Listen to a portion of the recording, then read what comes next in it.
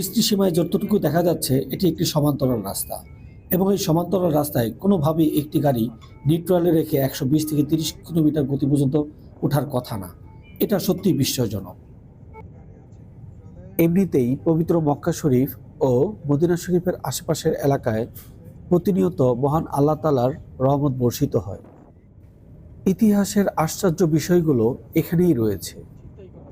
পবিত্র কুরআনুল কারিমের ভাষায় এখানে রয়েছে আল্লাহ তাআলার সমুজ্জ্বল নানা নিদর্শন। আছে জমজম, হাজরে আসওয়াদ, মাকামে ইব্রাহিম, জাবালে নূর এবং জাবালে সুর প্রভৃতি। ১২০ পর্যন্ত উঠবে না, ৩০ পর্যন্ত উঠবো, কিন্তু ব্রেক মারছি তো এই কারণে আবার ফেলে গেছে।